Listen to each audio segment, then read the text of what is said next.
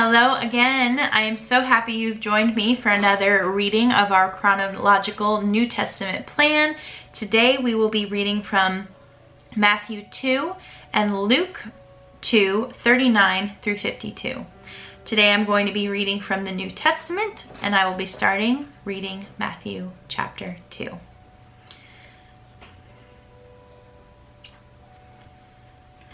After Jesus was born in Bethlehem in Judea, during the time of King Herod, Magi from the east came to Jerusalem and asked, "Where is the one who has been born King of the Jews? We saw his star when it rose and have come to worship him." When King Herod heard this, he was disturbed, and all Jerusalem with him. When he had called together all the people's chief priests and teachers of the law, he asked them where the Messiah was to be born. "In Bethlehem in Judea," they replied, "for this is what the prophet has written. But you, Bethlehem, in the land of Judah, are by no means least among the rulers of Judah. For out of you will come a ruler who will shepherd my people Israel." Then Herod called the Magi secretly and found out from them the exact time the star had appeared. He sent them to Bethlehem and said, "Go and search carefully for the child. As soon as you find him, report to me so that I may too go and worship him." After they had heard the king, they went on their way, and the star they had seen when it rose went ahead of them until it stopped over the place where the child was. When they saw the star, they were overjoyed. On coming to the house, they saw the child with his mother Mary, and they bowed down and worshipped him. Then they opened their treasures and presented him with gifts of gold, frankincense, and myrrh. And having been warned in a dream not to go back to Herod, they returned to their country by another route. When they had gone, an angel of the Lord appeared to Joseph in a dream. "Get up," he said, "take the child and his mother and escape to Egypt. Stay there until I tell you, for Herod is going to search for the child to kill him."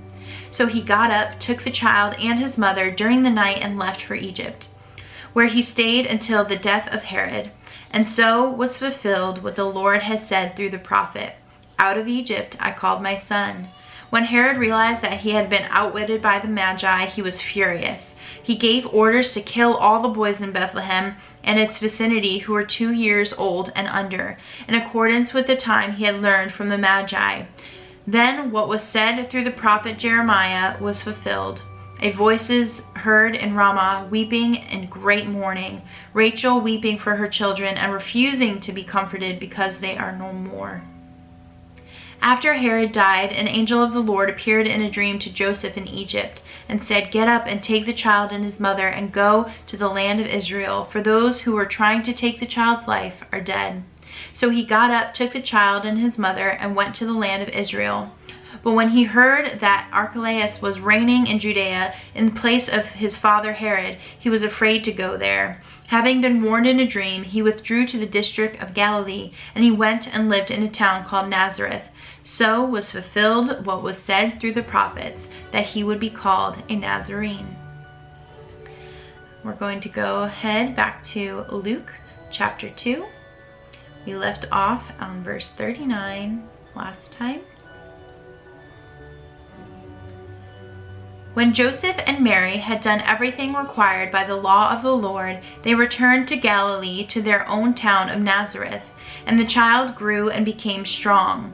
He was filled with wisdom, and the grace of God was on him.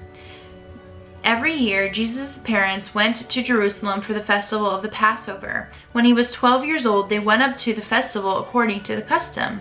After the festival was over, while his parents were returning home, the boy Jesus stayed behind in Jerusalem, but they were unaware of it.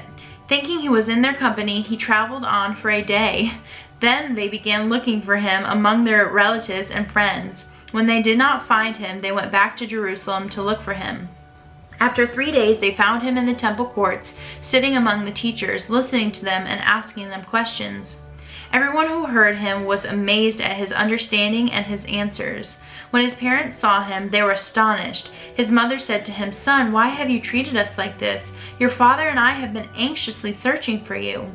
"Why were you searching for me?" he asked. "Didn't you know I had to be in my father's house?" But they did not understand what he was saying to them.